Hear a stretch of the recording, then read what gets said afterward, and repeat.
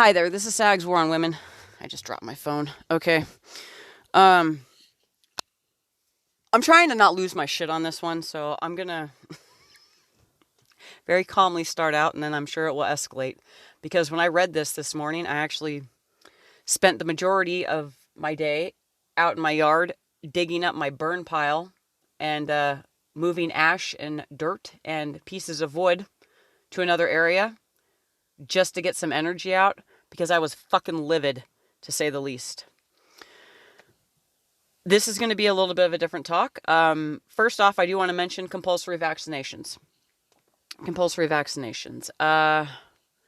Is it going to be a thing before kids have to go to school? I don't know. I don't know. I've heard a lot of people talking about it. Now, no one knows for sure, but honestly, at this point, anything's possible. I could honestly see this being a thing. And why is that? Anything's possible. If you fucking told me in January that people were going to be willingly quarantined after a couple of months, turning on each other for not wearing masks, and threatening other people that want to open things back up, I would have told you that's fucking crazy. That wouldn't happen. Now, I did tell people to go stock up on food and stuff like that because, let's face it, people are crazy. People panic, they do weird shit. I thought people were going to panic. I didn't think people were going to go along with it like they are, okay? Yes, of course, some people are still panicking, but now where we're at, this is just about fucking control, okay? So, do I know if there's going to be those vaccinations? I don't know. Oh, I want to mention something else real quick. Early this morning, before I read what I read, I had to go to town, and I was driving through the area where the little stores are, and there's a cigarette store, and I saw a few obese people social distancing with masks on outside of a cigarette store. Okay? They don't have to wear a mask in the cigarette store, but they were still wearing masks standing outside the store, and they were obese. Because now, all of a sudden, they care about their health and your health, and they're going to make sure to fucking remind you that you need to now care about their health too. But I digress. Okay. I don't know about the vaccines, but I do know that the CDC released their guidelines on their interim guidelines for returning back to school, and it's a 60-page document, the whole thing, but I believe it's pages 45 through 48, and I screen captured them, and I'm not going to read them in their entirety. You can go read it yourself. But for sake of time, I do want to cover a few things. I will try to keep my cool here, but I am fucking pissed. Let's begin. This just starts talking about, the steps. Okay, so step one, they want the schools to remain closed if they're currently closed, but then, they're going to remain open with enhanced social distancing measures, blah, blah, blah. Okay? I don't fucking care about that. Step two. They start saying things like teach and reinforce washing hands and covering coughs and sneezes among children and staff. I get that. I'm in agreement with that. Okay. Teach and reinforce use of face coverings among all staff. Face coverings may be challenging for students, especially younger students, to wear in an all-day setting such as school. You fucking think? Because what a lot of people don't know is they want children over the age of 2 years old, to wear face masks. This is going to destroy their little immune systems here. Now, I'm not a doctor, and I'm not claiming to be one. I'm just a simple mountain hick. But I'll tell you what, my parents let me play in the dirt, and in the mud, and in chicken shit, and horse shit, and goat shit, and cow shit, and pig shit, and rabbit shit my entire childhood. Now, did they encourage I wash my hands? Yes.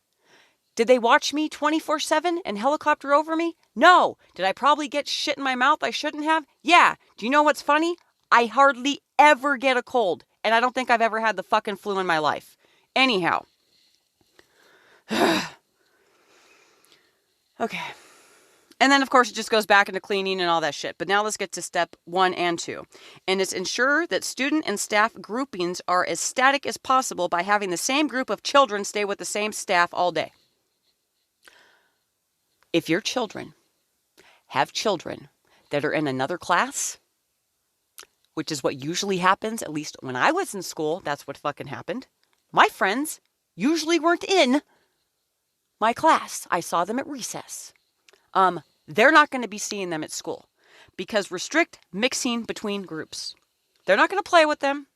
They'll be lucky if they talk to them. Chances are they may not even see their friends at school.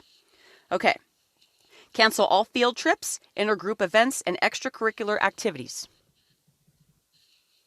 Takes the fun out of school right there. What else are you going to do? Learn, or better yet, be indoctrinated.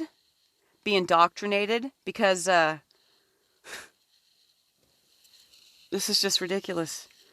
Fuck. Okay. In Canada, because I did read their restrictions too when they came out, they talked about children having to be supervised walking to and from the bathrooms to make sure that they wash their hands. So a person is going to be walking your child to and from the restroom to make sure they're washing their hands. This seems a little weird to me. This next one makes it, your children being chaperoned, fucking downright creepy to me. And I don't care if you call me conspiratorial, because they want to restrict non-essential visitors, volunteers, and activities involving other groups at the same time. So they don't want you coming to the school now to see what's going on at your children's school. What they're learning, who they're around, anything like that. Okay? Now, it doesn't state in here anything about the bathrooms. That's up in Canada. But fuck.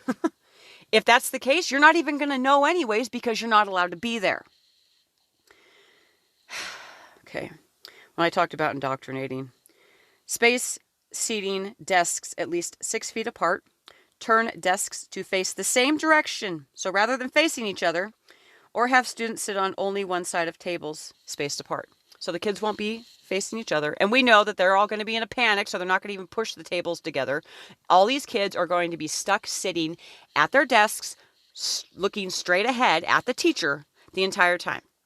They probably will get to a point where they don't even allow them to look around because, God forbid, little Timmy or little Sarah turn to the right or left and just so happen to cough or sneeze and there's not a fucking shield up to protect the other kids. This is so ridiculous to me. I don't even have kids and I'm pissed off about this. Close communal use spaces such as dining halls and playgrounds if possible. Otherwise, stagger use and disinfect in between use. Okay, that there essentially tells me playgrounds are going to be closed. And why is that? You can't disinfect an entire fucking playground, at least not in a timely manner. When I was in school, 1st, 2nd, and 3rd grade went out to the recess at one time. 4th, 5th, and 6th grade went out another time. That's not going to be happening if you have to wait to disinfect in between the different groups going out. And you know they're not going to allow that many kids out at one time anyway. So recess, as I'm seeing it, fucking done with. It's over. If cafeteria or group dining room is typically used, serve meals in classroom instead. So the kids that are now facing forward the entire time, listening to their teacher, not allowed to do anything else, will also be eating in the classrooms. And then staggered drop-off times and arrival times. That one I found actually a little funny because I know how Karens are when you go to pick up kids at school. Because I do have a lot of nieces and nephews, so I do pick them up from school from time to time. And people freak out if you don't do it exactly the right way. So the only silver lining here is we get to see the Karens lose their fucking shit when people aren't staggering the timelines enough with arrival and pickup because this is all new. And then, of course, create social distance between children on school buses. Okay. Let's skip step 3 because it talks more about, keeping the class together. Basically the same thing I just said. They just say it again. I don't know why. Limit sharing. Keep each child's belongings separated from others and in individually labeled containers, cubbies, or areas and taken home each day and cleaned if possible. Okay, again, I said I have a lot of nieces and nephews. I pick them up from school. Have you ever fucking held a child's backpack? They weigh, it's ridiculous, okay? I understand kids need to build strength, but dude, they weigh like 40 fucking pounds. They're full of all their books. Now they're going to be bringing home more stuff. The kids are going to bring home more of their stuff. It's going to do damage to their poor little shoulders. How do you expect them to carry this shit? Are we going to start sending kids to school with pack mules? Because if that's going to start being the case, I'm going to start breeding fucking mules. This is ridiculous. Okay. Of course, ensure adequate supplies to minimize sharing, because we know how teachers are so good at that. I'm not bashing the teachers, but you know what I mean, okay? It's not within my budget to buy more things, so if you guys can buy more supplies so then the kids that don't have supplies can have supplies, come on, okay? All right. If food is offered at any event, have packaged boxes or bags for each attendee instead of a buffet. Avoid sharing food and utensils. This may apply too to kids with lunch. So if you had kids that would normally get a hot lunch from school, I'm assuming that they're going to be giving them a bag lunch. This is like fucking jail, in my opinion, okay? And I've had bag lunch at jail. It's gross. It's terrible. Dude, this is prison for kids. This is fucking ridiculous. Avoid sharing electronic devices, toys, books, and other games or learning aids. So you can't share anything. Don't share. Don't share. Now, in a few years, they're going to be talking about how selfish children are. But hey, when it came to teaching kids how to share, we kind of skipped out on that one for the sake of humanity, right? People just don't think, man.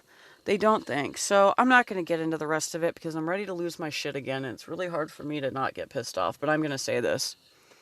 You mama bears out there, the onus is on you. You always talk about how women are so much more nurturing and compassionate and empathetic and sympathetic when it comes to raising children. And men are incapable because, well, let's face it, they're too busy worried about being the protectors and the providers.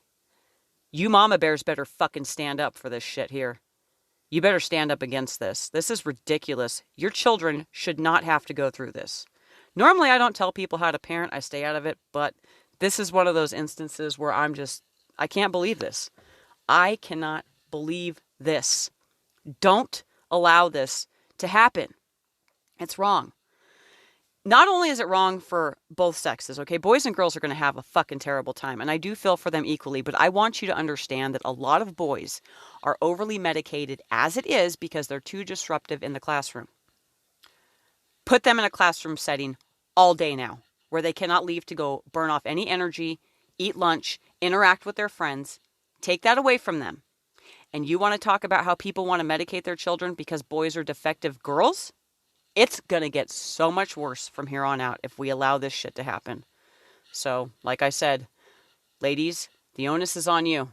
Moms, if you claim that women are so much more nurturing and protective of their children and compassionate and empathetic and sympathetic and they'll do anything for them, right now is your chance to prove it.